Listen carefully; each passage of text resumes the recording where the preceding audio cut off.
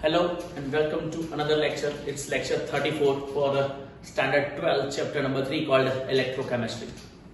Today we are going to discuss exercise questions, textbook exercise questions number 15, 16, 17 and then we'll discuss 18 last 4 question. ये lecture में हम discuss करने वाले हैं. Previous lecture we have studied Faraday's law of electrolysis and numericals related to it.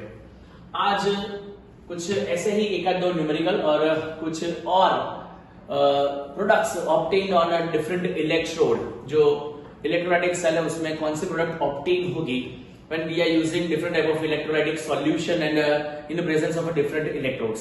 That we'll discuss it later, but here we are having 3 exercise question number 15, 16 and 17 in a textbook exercise. We'll start from question number 15. The solution of NiNO3 twice is electrolyzed between a platinum electrodes using a current of 5 ampere. जो information हमारे पास है उसको list out करते हैं. Electric current I is equal to 5 ampere for 20 minutes. Time t is equal to 20 minutes. We have to convert it to the second. 1200 seconds. What mass of a nickel will be deposited at cathode? निकल का कितना मास cathode पर deposit होगा? ये reaction के दौरान NiNO3 अगर dissociate होगा will produce Ni2 plus and NO3 minus ion. NiNO3 में ये तरीके से डिसोसिएशन होगा. सो हम ये कह सकते हैं कि निकल के 1 मोल के लिए 2 faraday charge we need. 2 faraday. So we can say that 2 faraday will give 1 mole of nickel. 1 mole of निकल.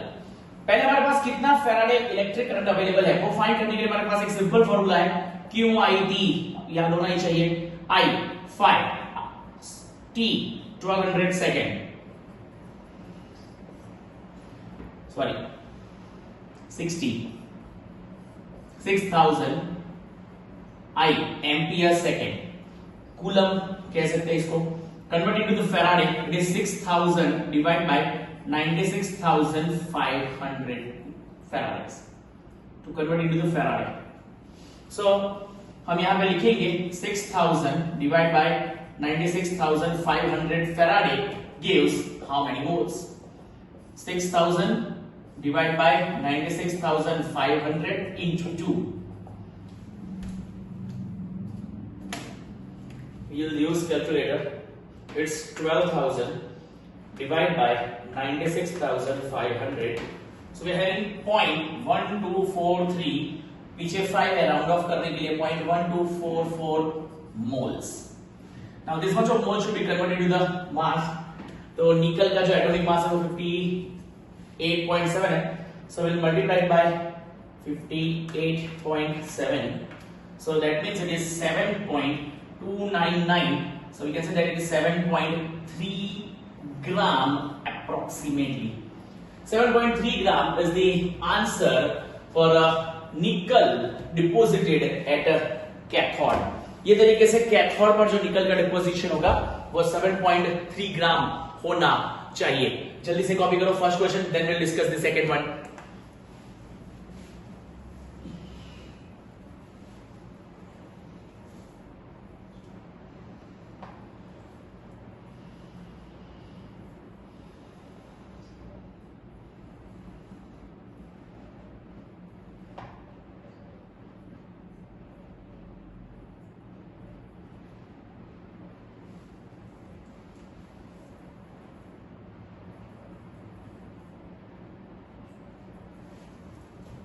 Sorry my mistake. ये 2 जो है वो न्यूमरेटर में नहीं, it should be there in a denominator. So this is 6000 upon 96500 into 1 divide by 2. So it is not 12000. एक बार फिर से कैलकुलेशन देखेंगे. It is 6000 divide by 2, that means it is 3000. Again it is divided by 96500. So this 0.031 08 moles that we are having. Now this mole has to be converted into the gram. So multiplied by 58.7. So it should be converted into gram into 58.7. So it is 1.0 8248 gram approximately nickel obtained at a cathode.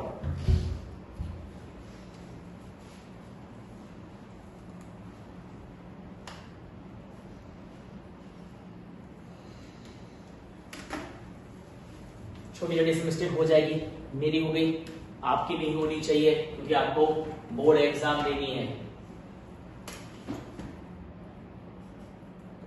जल्दी से इसको complete करें। +2 charge 2 farad indicate करता है 2 farad produces 1 mole of निकल। ये था question number 15। जल्दी कॉपी करें, then will discuss 16 number.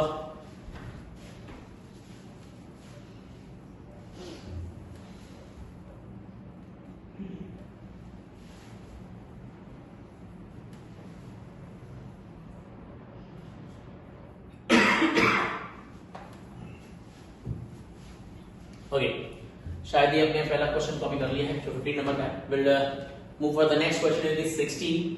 We have 3 electrolytic cells A, B and C. Cell A contains ZnSO4 solution, cell B contains AgNO3 solution and cell C contains CuSO4 solution. These three are joined in a series connection and having an electric current of 1.5 ampere was passed until 1.5 gram of Ag deposited at cathode in B. मतलब जो AgNO3 solution contain करने वाला electrolytic AgNO3 contain करने वाला जो electrolytic cell है, cell B, उसमें जो डिपॉजिट हो रहा है सिल्वर वो है 1.45 ग्राम। जब करंट हमने पास किया था 1.5 ampere, how long did the current flows? That means they are asking to calculate the time through which और time for which we have pass the electric current. T find करने को बोला गया। टी कितना ग्राम silver deposit हो रहा है? 1.45 ग्राम। अगर मैं सिल्वर की बात करूं तो सिल्वर एक इलेक्ट्रॉन गेन करके सिल्वर सॉलिड में कन्वर्ट हो रहा है।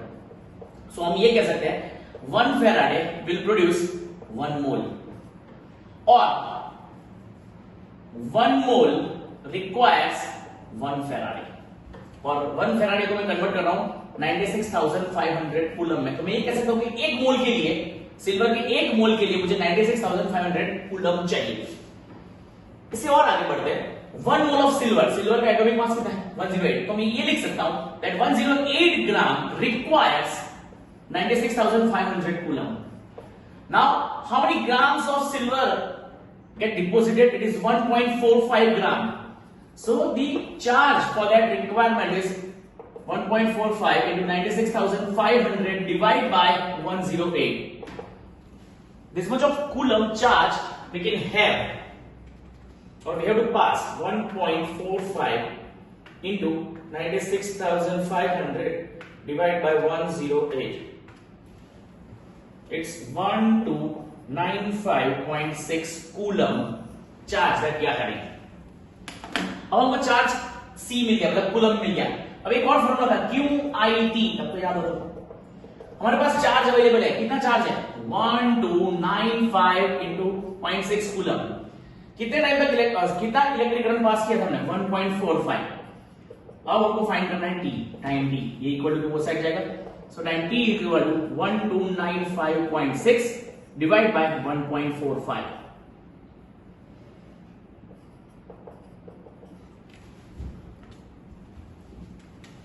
One two 95.6 divided by 1.45.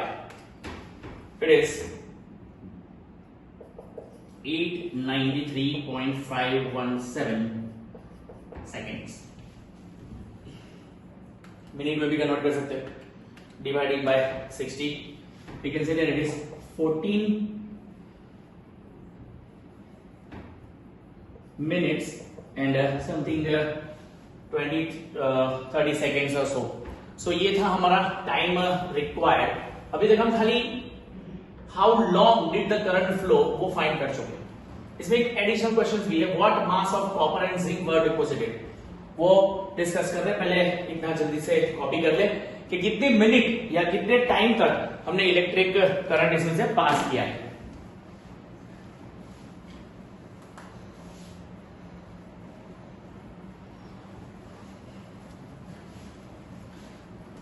As I mentioned, 23-24 seconds है 14 मिनट के बाद, तो we'll put 23 or 24 seconds or something to be exact 14 minutes and 24 seconds. Copy करें। इसमें और दो क्वेश्चन बाकी है। What mass of copper and zinc were deposited? I think तुम फाइंड कर सकते हो। Try to solve.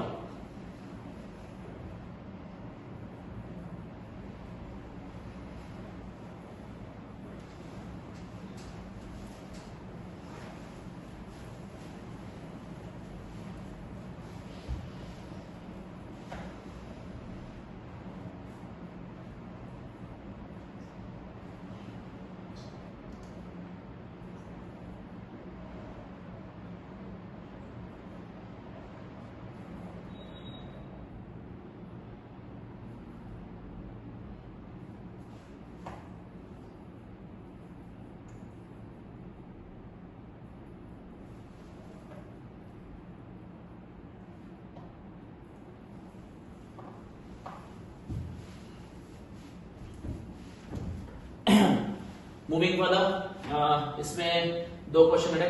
What mass of copper and zinc were deposited? Copper और जिंक का कितना मास यही तरीके से डिपॉजिट होगा। मैं इसके नीचे यही सॉल्यूशन कंटिन्यू कर रहा हूं। कॉपर के लिए अगर देखें, copper, so Cu2 plus gains 2 electron to produce a Cu. That means we need 2 Faraday for 1 mole of Cu. 2 Faraday electric current or charge required for 1 mole of Cu. 2 Faraday. How many coulombs? 96,500 into 2. So मैं लिख सकता हूं that 193,000 coulomb means 1 mole. 1 mole means कितना copper? 63.5 gram of copper. मेरे पास कितना coulomb charge है जो हमने QID से फाइंड करके रखा हुआ है? कितना कूलम चार्ज हमारे पास है? कितना coulomb charge Q it is 1295.6. So मैं लिखूं 1295.6 coulomb produces dash gram. 1295.6 into 63.5 divided by 193,000. 1295.6 into 63.5 divided by 193,000. It's 0.42627. So we'll put 63 gram of Cu will have on a cathode. जैसे मैंने ये Cu फाइंड किया, वैसे ही आप जिंक फाइंड कर सकते हो। जिंक के लिए भी 2 फैराडे चाहिए फॉर 1 मोल, क्योंकि Zn के ऊपर भी +2 चार्ज आएगा। फर्क ये होगा कि 193,000 कूलम गिव्स नॉट 63.5, क्योंकि जिंक का एटॉमिक मास हम लेंगे 65.3, तो यहाँ पे 65.3 हो जाएगा। बाकी सब एज इट इज। इसे थोड़ा बहुत ज्यादा वैल्यू आएगा फॉर जिंक। आई थिंक आप इसको सॉल्व कर सकते हो। जल्दी से कॉपी कर लो 15 और 16 नंबर। कॉपर के बाद जिंक खुद फाइंड कर लेना। Then will move to the next question number 17।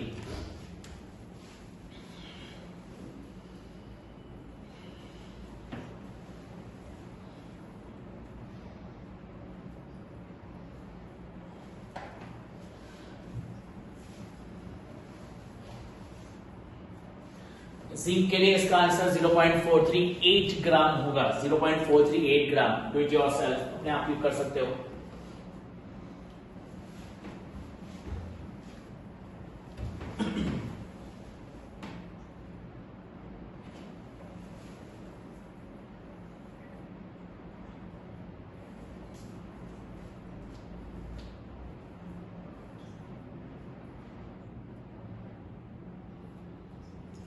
जल्दी से कॉपी करो। ये पोर्शन में रब कर रहा हूं। यस, आगे बढ़ रहे हैं to discuss the question number 17 in your textbook exercise. Reaction is feasible और नॉट। यहां पर मेंशन किया गया कि गिवन रिएक्शन जो है Fe+3 और I- का, वो फीसिबल मतलब पॉसिबल है या नहीं। How to check? कैसे इसको चेक किया जा सकता है? Let's see. अगर सेल पोटेंशियल, हम कह सकते हैं कि reduction potential of the cell, अगर वो पॉजिटिव आता है, then only the reaction will be feasible or possible. Let's see for the first reaction. It is Fe3 plus I- then it gives Fe2 plus I2, the balancing will put to I minus।